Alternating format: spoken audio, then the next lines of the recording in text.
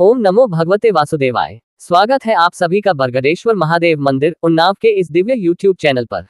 आज हम सुनने जा रहे हैं ब्रह्मपुराण का अद्भुत प्रसंग, वैवस्वत मनु के वंशजों का वर्णन। अध्याय 4। भगवान ब्रह्मा जी ने बताया है कि कर्म वह है जो जीव को संसार में बांधता है, और ज्ञान वह ज्योति है जो जीव को बंधन से मुक्त करती है। परमात्मा सर्वत्र व्याप्त है, न उनमें कोई परिवर्तन है, न कोई भेद। जो साधक अपने कर्म को निष्काम भाव से करता है और ज्ञान के प्रकाश में लीन रहता है, वही सच्चे अर्थों में अध्यात्म मार्ग का साधक कहलाता है। इस अध्यात्म ज्ञान की प्राप्ति के लिए श्रद्धा, भक्ति, ध्यान और सत्संग, ये 4 मुख्य साधन बताए गए हैं। इनके द्वारा मनुष्य स्वयं में स्थित परमात्मा को अनुभव करता है। यदि आप भी ऐसे ही दिव्य पुराण प्रसंगों को सुनना चाहते हैं, तो हमारे चैनल बरगदेश्वर महादेव मंदिर उन्नाव को सब्सक्राइब करें। हर दिन शाम 5 बजे हमारे चैनल पर आपको ब्रह्मपुराण कथा सुनने को मिलेगी, और धीरे धीरे हम सभी 18 पुराणों की कथाएं आप तक लेकर आएंगे। अगर आपको किसी विशेष पुराण या प्रसंग से जुड़ी जानकारी चाहिए, तो कमेंट में जरूर पूछें, हम आपकी जिज्ञासाओं का समाधान अवश्य करेंगे। लोमहर्षण जी कहते हैं, वैवस्वत मनु के 9 पुत्र उन्हीं के समान हुए। उनके नाम इस प्रकार हैं: इक्ष्वाकु, नाभाग, धृष्ट, शर्याति, नरश्यंत, प्रांशु, अरिष्ट, करुष तथा प्रसिद्ध। एक समय की बात है, प्रजापति मनु पुत्र की इच्छा से मैत्रावरुण याग कर रहे थे। उस समय तक उन्हें कोई पुत्र नहीं हुआ था। उस यज्ञ में मनु ने मित्रावरुण के अंश की आहुति डाली। उसमें से दिव्य वस्त्र एवं दिव्य आभूषणों से विभूषित दिव्य रूप वाली इला नाम की कन्या उत्पन्न हुई।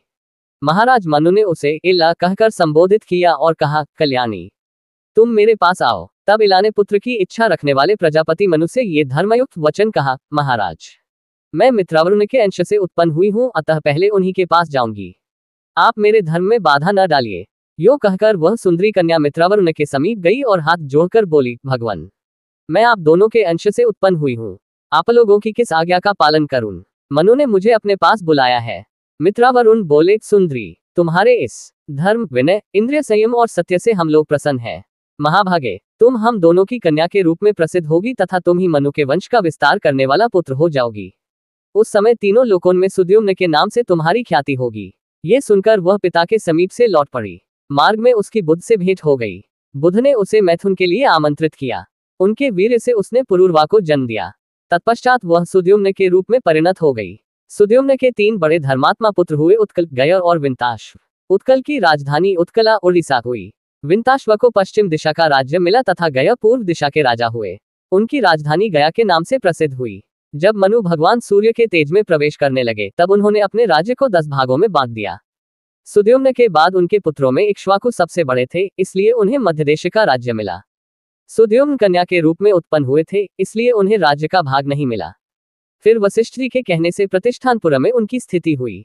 प्रतिष्ठानपुर का राज्य पाकर महायशस्वी सुद्युम्न ने उसे पुरूरवा को दे दिया। मनुकुमार सुद्युम्न क्रमशः स्त्री और पुरुष दोनों के लक्षणों से युक्त हुए, इसलिए इला और सुद्युम्न दोनों नामों से उनकी प्रसिद्धि हुई। नरश्यंत के पुत्र शक हुए। नाभाग के राजा अम्बरीश हुए। धृष्ट से धाष्टक नाम वाले क्षत्रियों की उत्पत्ति हुई, जो युद्ध में उन्मत्त होकर लड़ते थे। करुष के पुत्र कारुष नाम से विख्यात हुए। वे भी रणन्मत थे। प्रांशु के एक ही पुत्र थे, जो प्रजापति के नाम से प्रकट हुए। शर्याति के 2 जुड़वी संतानें हुई। उनमें अनर्त नाम से प्रसिद्ध पुत्र तथा सुकन्या नाम वाली कन्या थी। यही सुकन्या महर्षि च्यवन की पत्नी हुई। अनर्त के पुत्र का नाम रैव था। उन्हें अनर्त देश का राज्य मिला। उनकी राजधानी कुशस्थली द्वारका हुई। रैव के पुत्र रैवत हुए, जो बड़े धर्मात्मा थे। उनका दूसरा नाम ककुदमी भी था। अपने पिता के ज्येष्ठ पुत्र होने के कारण उन्हें कुशस्थली का राज्य मिला। एक बार वे अपनी कन्या को साथ ले ब्रह्मा जी के पास गए और वहां गंधर्वों के गीत सुनते हुए 2 घड़ी ठहरे रहे। इतने ही समय में मानवलोक में अनेक युग बीत गए। रैवत जब वहां से लौटे, तब अपनी राजधानी कुशस्थली में आए, परंतु अब वहां यादवों का अधिकार हो गया था। यदुवंशियों ने उसका नाम बदलकर द्वारवती रख दिया था। उसमें बहुत से द्वार बने थे। वह पुरी बड़ी मनोहर दिखाई देती थी। भोज, वृष्णि और अंधक वंश के वसुदेव आदि यादव उसकी रक्षा करते थे। रैवत ने वहां का सब वृतांत ठीक ठीक जानकर अपनी रेवती नाम की कन्या बलदेव जी को ब्याह दी और स्वयं मेरु पर्वत के शिखर पर जाकर वे तपस्या में लग गए। धर्मात्मा बलराम जी रेवती के साथ सुखपूर्वक विहार करने लगे। पृष्ठ ने अपने गुरु की गाय का वध किया था, इसलिए वे शाप से शूद्र हो गए। इस प्रकार ये वैवस्वत मनु के 9 पुत्र बताए गए हैं। मनु जब छींक रहे थे, उस समय इक्ष्वाकु की उत्पत्ति हुई थी। इक्ष्वाकु के 100 पुत्र हुए। उनमें विकुक्षी सबसे बड़े थे। वे अपने पराक्रम के कारण अयोध्या नाम से प्रसिद्ध हुए। उन्हें अयोध्या का राज्य प्राप्त हुआ। उनके शकुनी आदि 500 पुत्र हुए, जो वह अत्यंत बलवान और उत्तर भारत के रक्षक थे। उनमें से वशाति आदि 58 राजपुत्र दक्षिण न दिशा के पालक हुए। विकुक्षी का दूसरा नाम शशात था। इक्ष्वाकु के मरने पर वे ही राजा हुए। शशात के पुत्र ककुत्स था, ककुत्स्थ के अनेना, अनेना के पृथु, पृथु के विष्टराश्व, विष्टराश्व के आर्द्र, आर्द्र के युवनाश्व और युवनाश्व के पुत्र श्रावस्थ हुए। उन्होंने ही श्रावस्तीपुरी बसाई थी। श्रावस्थ के पुत्र बृहदश्व और उनके पुत्र कुवलाश्व हुए। ये बड़े धर्मात्मा राजा थे। इन्होंने धुंधु नामक दैत्य का वध करने के कारण धुंधुमार नाम से प्रसिद्धि प्राप्त की। मुनि बोले, महाप्राज्ञ सूत जी, हम धुंधुद का वृतांत ठीक ठीक सुनना चाहते हैं, जिससे कुवलाश्व का नाम धुंधुमार हो गया। लोमहर्षण जी ने कहा, कुवलाश्व के 100 पुत्र थे। वे सभी अच्छे धनुर्धर, विद्याओं में प्रवीण, बलवान और दुर्धर्ष थे। सबकी धर्म में निष्ठा थी। सभी यज्ञकर्ता तथा प्रचुर दक्षिणा देने वाले थे। राजा बृहदश्व ने कुवलाश्व को राजपद पर अभिषिक्त किया और स्वयं वन में तपस्या करने के लिए जाने लगे। उन्हें जाते देख ब्रह्मर्षि उत्तंक ने रोका और इस प्रकार कहा, राजन, आपका कर्तव्य है प्रजा की रक्षा, अतः वही कीजिए। मेरे आश्रम के समीप मधु नामक राक्षस का पुत्र महान असुर धुंधु रहता है। वह संपूर्ण लोकों का संहार करने के लिए कठोर तपस्या करता और बालू के भीतर सोता है। वर्ष भर में एक बार वह बड़े जोर से सांस छोड़ता है। उस समय वहां की पृथ्वी डोलने लगती है। उसके श्वास की हवा से बड़े जोर की धूल उड़ती है और सूर्य का मार्ग ढांक लेती है। लगातार 7 दिनों तक भूकंप होता रहता है। इसलिए अब मैं अपने उस आश्रम में रह नहीं सकता। आप समस्त लोगों के हित की इच्छा से उस विशालकाय दैत्य को मार डालिए। उसके मारे जाने पर सब सुखी हो जाएंगे। बृहदश्व बोले, भगवान, मैंने तो अब अस्त्र शस्त्रों का त्याग कर दिया। यह मेरा पुत्र है, यही धुंधु दैत्य का वध करेगा। राजर्षि बृहदश्व अपने पुत्र कुवलाश्व को धुंधु के वध की आज्ञा दे स्वयं पर्वत के समीप चले गए। कुवलाश्व अपने सब पुत्रों को साथ ले धुंधु को मारने चले। साथ में महर्षि उत्तंक भी थे।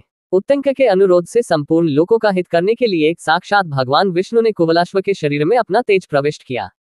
दुर्धर्ष वीर कुवलाश्व जब युद्ध के लिए प्रस्थित हुए, तब देवताओं का यह महान शब्द गूंज उठा, ये श्रीमान नरेश अवध्य है। इनके हाथ से आज धुंधु अवश्य मारा जाएगा। पुत्रों के साथ वहां जाकर वीरवर कुवलाश्व ने समुद्र को खुदवाया। खोदने वाले राजकुमारों ने बालू के भीतर धुंधु का पता लगा लिया। वह पश्चिम दिशा को घेर कर पड़ा था। वह अपने मुख की आग से संपूर्ण लोकों का संहार सा करता हुआ जल का स्रोत बहाने लगा। जैसे चंद्रमा के उदयकाल में समुद्र में ज्वार आता है, उसकी उत्ताल तरंगे बढ़ने लगती हैं, उसी प्रकार वहां जल का वेग बढ़ने लगा। कुवलाश्व के पुत्रों में से 3 को छोड़कर शेष सभी धुंधु की मुखाग्नि से जलकर भस्म हो गए। तदनंतर महातेजस्वी राजा कुवलाश्व ने उस महाबली धुंधु पर आक्रमण किया। वे योगी थे, इसलिए उन्होंने योग शक्ति के द्वारा वेग से प्रवाहित होने वाले जल को पी लिया और आग को भी बुझा दिया। फिर बलपूर्वक उस महाकाय जलचर राक्षस को मारकर महर्षि उत्तंक का दर्शन किया। उत्तर ने उन महात्मा राजा को वर दिया कि तुम्हारा धन अक्षय होगा और शत्रु तुम्हें पराजित न कर सकेंगे। धर्म में सदा तुम्हारा प्रेम बना रहेगा तथा अंत में तुम्हें स्वर्गलोक का अक्षय निवास प्राप्त होगा। युद्ध में तुम्हारे जो पुत्र राक्षस द्वारा मारे गए हैं, उन्हें भी स्वर्ग में अक्षय लोक प्राप्त होंगे। धुंधुमार के जो 3 पुत्र युद्ध से जीवित बच गए थे, उनमें द्रयाश्व सबसे ज्येष्ठ थे और चंद्राश्व तथा कपिलाश्व उनके छोटे भाई थे। द्रयाश्व के पुत्र का नाम हर्यश्व था। हर्यश्व का पुत्र निकुंभ हुआ, जो सदा क्षत्रिय धर्म में तत्पर रहता था। निकुंभ का युद्ध विशारद पुत्र सहताश्व था। सहताश्व के 2 पुत्र हुए, अकृशाश्व और कृशाश्व। उसके हेमवती नाम की एक कन्या भी हुई, जो आगे चलकर दृश्यवती के नाम से प्रसिद्ध हुई। उसका पुत्र प्रसेंजित हुआ, जो तीनों लोकों में विख्यात था। प्रसेंजित ने गौरी नाम वाली पतिव्रता स्त्री से ब्याह किया था, जो बाद में पति के शाप से बाहुदा नाम की नदी हो गई। प्रसेंजित के पुत्र राजा युवनाश्व हुए। युवनाश्व के पुत्र माधाता हुए। वे त्रिभुवन विजयी थे। शशबिंदु की सुशीला कन्या चैत्र थी, जिसका दूसरा नाम बिंदुमती भी था, मांधाता की पत्नी हुई। इस भूतल पर उसके समान रूपवती स्त्री दूसरी नहीं थी। बिंदुमती बड़ी पतिव्रता थी। वह 10,000 भाइयों की ज्येष्ठ भगिनी थी। मांधाता ने उसके गर्भ से धर्मज्ञ पुरुकुत्स्थ और राजा मुच्चुकुंद ये 2 पुत्र उत्पन्न किए। पुरुकुत्स्थ के उनकी स्त्री नर्मदा के गर्भ से राजा त्रसदस्यु उत्पन्न हुए, उनसे संभूत का जन्म हुआ। संभूत के पुत्र शत्रुघ्न त्रिधनवा हुए। राजा त्रिधनवा से विद्वान त्रयारुण हुए। उनका पुत्र महाबली सत्यव्रत हुआ। उसकी बुद्धि बड़ी खोटी थी। उसने वैवाहिक मंत्रों में विघ्न डालकर दूसरे की पत्नी का अपहरण कर लिया। बाल स्वभाव, कामासक्ति, पमोह, साहस और चंचलतावश उसने ऐसा कुकर्म वह किया था। जिसका अपहरण हुआ था, वह उसके किसी पूर्वासी की ही कन्या थी। इस अधर्मरूपी शंख कांटे के कारण कुपित होकर त्रयारुण ने अपने उस पुत्र को त्याग दिया। उस समय उसने पूछा, पिताजी, आपके त्याग देने पर मैं कहाँ जाऊं? पिता ने कहा, ओ कुलकलिंक, जा चांडालों के साथ रह। मुझे तेरे जैसे पुत्र की आवश्यकता नहीं है। ये सुनकर वह पिता के कथनानुसार नगर से बाहर निकल गया। उस समय महर्षि वशिष्ठ ने उसे मना नहीं किया। वह सत्यव्रत चांडाल के घर के पास रहने लगा। उसके पिता भी वन में चले गए। तदनंतर उसी अधर्म के कारण इंद्र ने उस राज्य में वर्षा बंद कर दी। महातपस्वी विश्वामित्र उसी राज्य में अपनी पत्नी को रखकर स्वयं समुद्र के निकट भारी तपस्या कर रहे थे। उनकी पत्नी ने अकालग्रस्त हो अपने मझले औरस पुत्र के गले में रस्सी डाल दी और शेष परिवार के भरण पोषण के लिए 100 गाय लेकर उसे बेच दिया। राजकुमार सत्यव्रत ने देखा कि विक्रय के लिए इसके गले में रस्सी बंधी हुई है। तब उस धर्मात्मा ने दया करके महर्षि विश्वामित्र के उस पुत्र को छुड़ा लिया और स्वयं ही उसका भरण पोषण किया। ऐसा करने में उसका उद्देश्य था महर्षि विश्वामित्र को संतुष्ट करके उनकी कृपा प्राप्त करना। महर्षि का वह पुत्र गले में बंधन पड़ने के कारण महातपस्वी गालव के नाम से प्रसिद्ध हुआ। यदि आपको हमारे वीडियो ज्ञानवर्धक लगे तो लाइक, शेयर और सब्सक्राइब करना न भूलें, ताकि अधिक से अधिक लोग पुराणों की इस अमृत धारा से जुड़ सके। अगर ये जानकारी पसंद आई हो तो हमारे चैनल बरगदेश्वर महादेव मंदिर उन्नाव को लाइक, शेयर और सब्सक्राइब करना न भूलें। फिर मिलेंगे नई जानकारी के साथ।